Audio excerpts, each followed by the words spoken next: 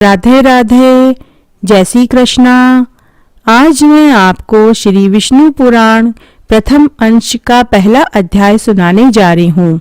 नारायणं नमस्कृत्य नरं चैव नरोत्तम देवी सरस्वती व्यासं ततो जयमुदीरयेत। श्री विष्णु पुराण का प्रथम अंश का पहला अध्याय इस प्रकार है।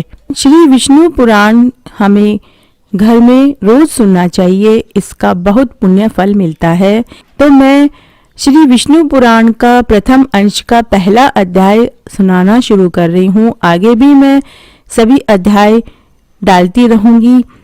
यह मेरा पूरा प्रयास रहेगा कि आपको श्री विष्णु पुराण का पूरा फल मिल सके। श्री सूत जी बोले, मैत्रेय जी ने नित्य कर्मों से निवृत्त हुए मुनिवर पाराशर जी को प्रणाम कर एवं उनके चरण छूकर पूछा, हे गुरुदेव, मैंने आप ही से संपूर्ण वेद वेदांग और सकल धर्म शास्त्रों का क्रमशः अध्ययन किया है।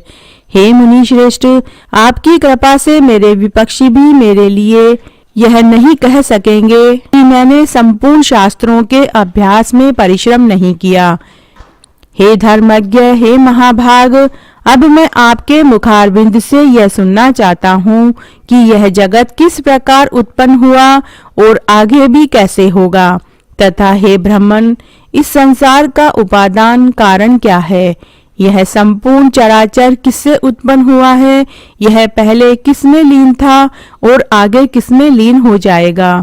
इसके अतिरिक्त भूतों का परिमाण, समुद्र, पर्वत तथा देवता आदि की उत्पत्ति, पृथ्वी का अधिष्ठान और सूर्य आदि का परिमाण तथा उनका आधार, देवता आदि के वंश, मनु, मनवंतर, चारों युगों में विभक्त, कल्प और कल्पों के विभाग, प्रलय का स्वरूप, युगों के पृथक पृथक संपूर्ण धर्म, देवऋषि और राजश्रियों के चरित्र, श्री व्यास जी कृत वैदिक शाखाओं की यथावत रचना, ब्राह्मण आदि वर्ण, ब्रह्मचारी आदि आश्रमों के धर्म, ये सब हैं। हे महामुनि शक्ति नंदन, मैं आपसे सुनना चाहता हूँ। हे ब्राह्मण, आप मेरे प्रति अपना चित्त प्रसादो उन्मुख कीजिए, जिससे कि हे महामुने, मैं आपकी कृपा से यह सब जान सकूं। श्री पाराशर जी बोले, हे धर्मज्ञ मैत्रेय, मेरे पिताजी के पिता श्री वशिष्ठ जी ने जिसका वर्णन किया था, उस पूर्व प्रसंग का तुमने मुझे अच्छा स्मरण कराया।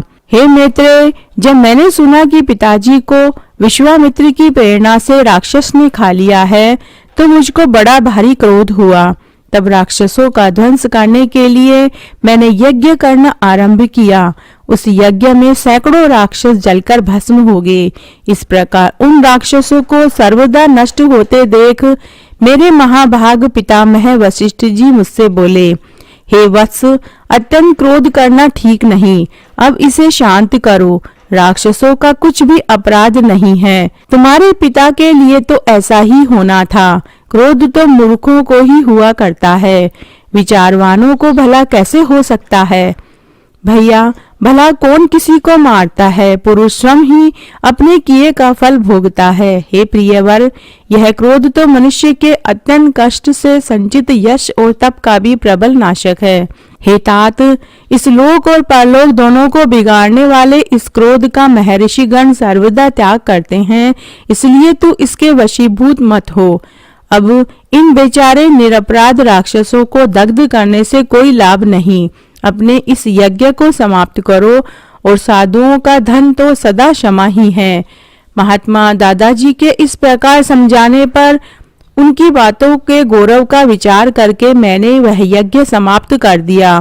इससे हे मुनि श्रेष्ठ भगवान वशिष्ठ जी बहुत प्रसन्न हुए। उसी समय ब्रह्मा जी के पुत्र पुलस्त्य जी वहां आए। हे मैत्रेय, पितामह ने उन्हें अर्घ्य दिया। तब वे महर्षि पुलह के श्रेष्ठ भ्राता महाभाग पुलस्त्य जी आसन ग्रहण करके मुझसे बोले।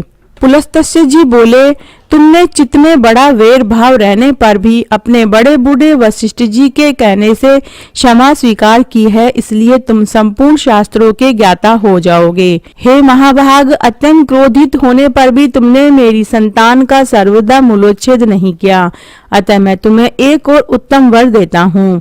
हे वत्स, तुम पुराण संहिता के वक्ता होंगे और देवताओं के यथार्थ स्वरूप को जानोगे तथा मेरे प्रसाद से तुम्हारी निर्मल बुद्धि प्रवृत्ति और निवृत्ति के उत्पन्न करने वाले कर्मों में निसंदेह हो जाएगी। फिर मेरे पितामह भगवान वशिष्ठ जी बोले, पुलस्त्य जी ने जो कुछ कहा वह सभी सत्य होगा।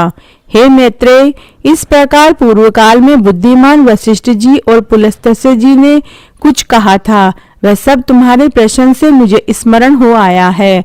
अतः हे मैत्रेय, तुम्हारे पूछने से मैं उस संपूर्ण पुराण संहिता को तुम्हें सुनाता हूँ।